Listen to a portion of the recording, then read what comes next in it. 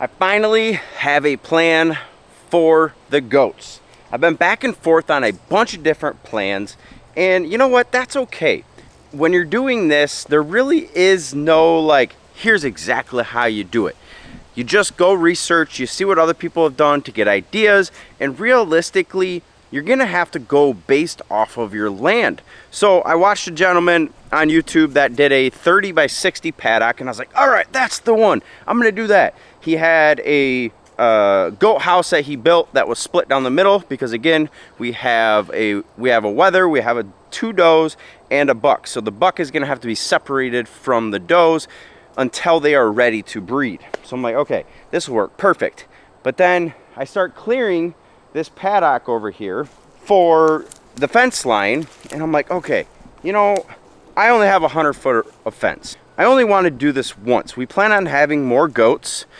4 is not going to be the number that we have forever. So I'm like, okay, do I want to build a 100-foot paddock now and hope that it's going to be enough, or based off of the contour of my land, end up building bigger so that we can grow into it later? So those are the kind of questions that you're going to want to ask yourself before you go out and buy stuff, before you start doing stuff. We decided that we're going to use the contour of the land. We're actually going to end up building a 330-foot paddock and splitting that down the middle because we plan to have more goats. It fits better with our land. And part of the reason we got goats and pigs to start before getting into cattle and stuff is so that we could clear our land. Why would I put the goats when we originally were thinking of using this over here that I have already cleared, and I was going to put the goat fence over here so that I could try and utilize the side of the chicken coop in order to put, you know, like a lean-to or something off the side of it. It's like, okay, we have 10 acres, Kevin. You can spread out a little bit. You don't have to put everybody on top of each other because the pigs, they're not going to be staying here. Their paddock is going to get moved probably next week because they're doing a very good job of clearing that. So I'm like, okay, we got them to clear land. So why are you not building the fence where there's land that you want cleared? So therefore, the goat paradise is what I'm calling it, is gonna go over here. And to start, we need to clear our fence lines, and then from there we will go put fence up. We need to get the fence posts in, all the corner posts in, and then once the fence is up, we will figure out where we're gonna put the shelter and get the goats over here so they can start eating all of this delicious salad. So for now, we need to go ahead and clear the fence line, and you know what? Just clearing a bunch of brush is really not that fun to see. So I will be back after we get a bunch of this stuff cleared.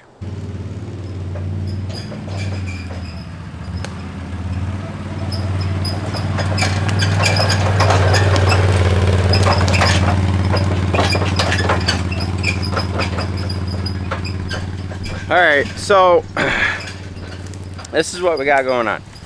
So I just went through and cut a whole bunch of stuff. So what I'm thinking is we're gonna start the fence right over here in this corner. So I just looked down the path to see what was in the way for the fence and cut everything in its path. And then I'll go through with the weed whipper afterwards. So we gotta clean all this up. So we just cut this stuff all off the tree. The fence is gonna go right through here where she's starting to clear. And then from there,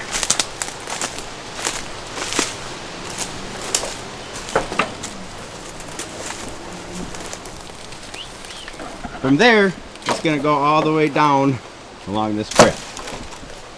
So this is what I'm talking about. Like, we were gonna put the fence inside of here to just do that 100-foot fence, which I cleared this right here. We are gonna clear all that out of there just so the goats aren't tripping through sticks and stuff. But I'm like, why do that when you don't have to go that much further over and you've already got this established trail here for our property? And then we can literally use this established trail to tee off up here with this post right here to go around the corner and fence all of this in along this trail. To me, that makes a lot more sense than trying to just make a 100-foot paddock when we can just use the lay of our land to build a really nice paddock for the goats that we're going to be able to grow into later. Yes, it's going to cost more money right now, and I'm going to have to go get some more supplies, but I like to future-proof stuff. That way I don't have to worry about it in the future and be upset that I didn't make it big enough in the first place. So just think about that kind of stuff when you guys are doing these projects, especially when you've got a lot of wooded acreage like we do, and set it up properly. Let's go ahead and keep cutting branches, because in this area right here, I cut all the branches off these trees because it was like this monstrosity of a mess. You can't walk through there. But if I cut all of this stuff down and make it higher up, which that ugly monstrosity, I might just take that one out because that one's kind of hideous. But, and it's like spider everywhere. Anyways, and now this area, look how clear this is. You couldn't even walk through here. And as all we did was cut this tree, that tree, that tree, that tree. We cut off of that tree, and it looks so much better for the goats to be able to get in and around there. Not to mention that the sun could not get through to these spots very well. And you need sun for, obviously, for photosynthesis to create nice pasture. So, anyways, I will quit talking. Let's keep going. It's an apple tree. Did you see the apples on it? Oh, hey. Cool. So. One that I just trimmed up. Yep. And so I saw the apples on the ground and the apples up in the tree. This needs to be healthied, and the only problem is it's in the goat paddock, so I don't want them to eat all of the apples. Start over with that. Like, let you talk about it. I don't really want to, because I don't want the apples out here with the goats. They can eat apples? They can, but they don't need to eat that many apples. No, they won't eat that many apples. Yeah, they will. Well, that's cool. We have an apple tree out here. Yeah, yeah. You didn't notice when you were cutting the branches down? Oh, I did see a couple of apples on the ground, but you didn't think that they were apples because they're so tiny? I didn't realize they were apples. They look like little fat cherries right now. So let's... Well, you have to think about the fact that this used to be a farm. It used to be an established farm. So they had apple trees and other trees out here, and barn, like, there's some really cool bricks over there that we can reuse for other things too. So reusing some of the established foundation, etc., that they've had is kind of neat. Well, why don't we get rid of all of this little growth? Because getting rid of that little growth, the sun will be able to get back to this apple tree. Correct. And it'll have a little open spot there, and we can watch it, and as long as it's producing properly, we can clear it and pick them. The goats can obviously eat apples. They're good for them. That is the fun part about this, because this property probably 20 years ago used to have horses on it. So there's a lot of stuff that we keep finding that was already established here, but obviously it's way overgrown. And I did find out a fun fact that this property never had all these pine trees. I don't really like pine trees. They're sticky, gross, just, you know. Goats like pine trees, whatever. There is a cool tree I'll show you guys later on in a different episode that we do have on the property. That's a massive evergreen. But they planted all of these pine trees on this property on purpose because apparently the guy liked to hunt rabbits, and that is why there is so many pine trees on this property. But I don't really like to hunt rabbits, so they're all gonna go. Well, I think we deserve a break. What do you think? I think so. Pick those up in a second. Yeah. So, what's your favorite part of the homestead so far?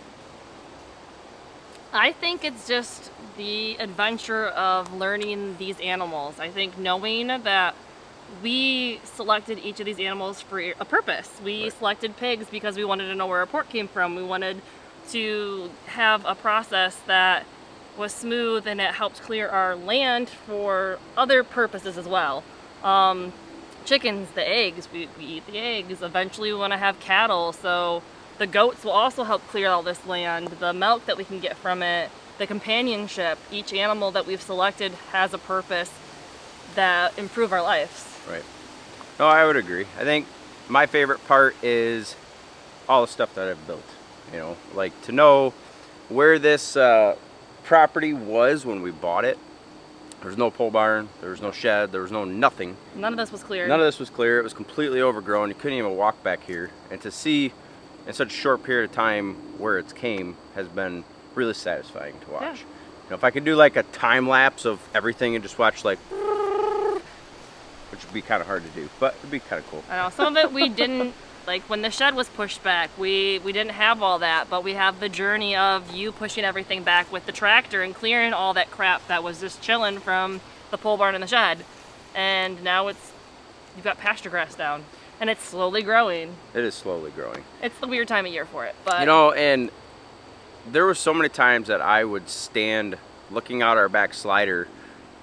We have 10 acres, and we've had 10 acres for over 2 years. Yep. And to stand at the back slider looking out at our land like, man, I really, what can I do with this land? Like, I'm not a hunter. I don't really hunt. no. Maybe I'll start someday. Who knows?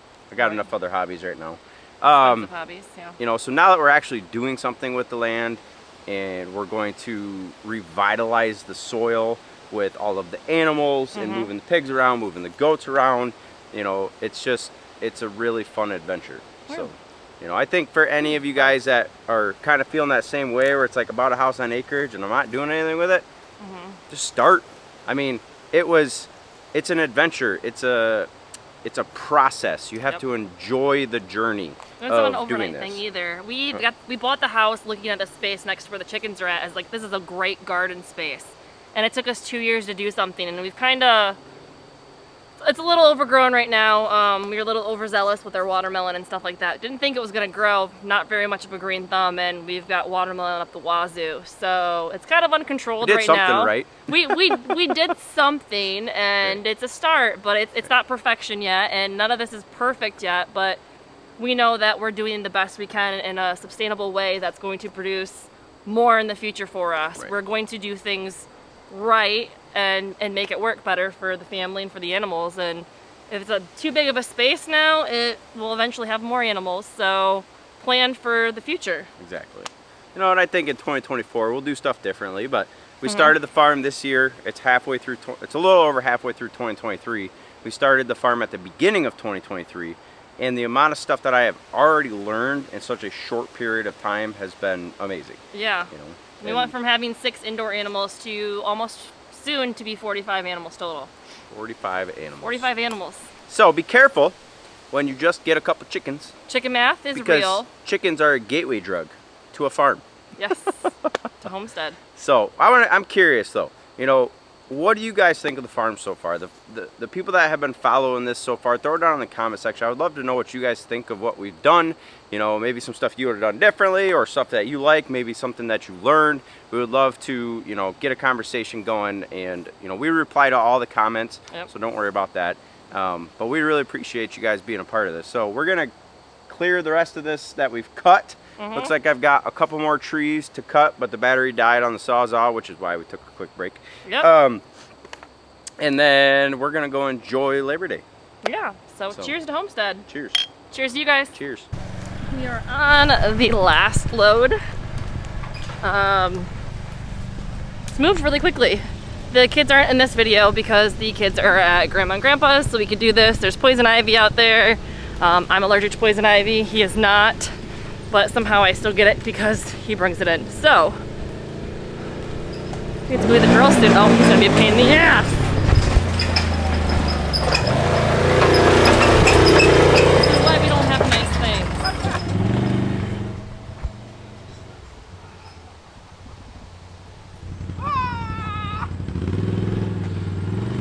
Ay, ay, ay.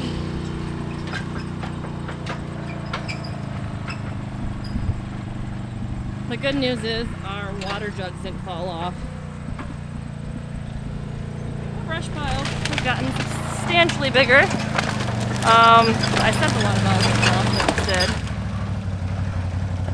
Probably gonna chip all this. I lost a glove in my rampage. There he is. I almost got you. This is why I don't have nice things. This is why. No, I got it. Don't worry. Give me this. Oh. Sit down, sexy. All right. So, let's see if we can pull this off of here. Work smarter, not harder, guys.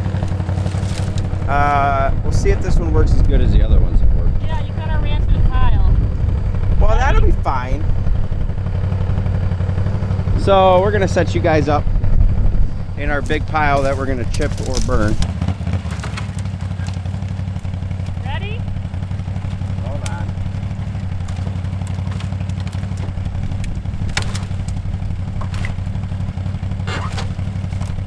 All right, go ahead. Slow. Go ahead.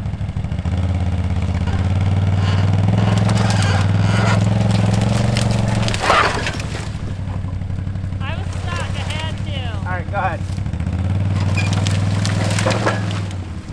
And look at that. Look at that. You see that? Look at it. The trailer is completely clear now. So we did that with a bunch of these piles. But instead of sitting there and trying to pull all those off one by one, just be smart. Hold on, I get to it.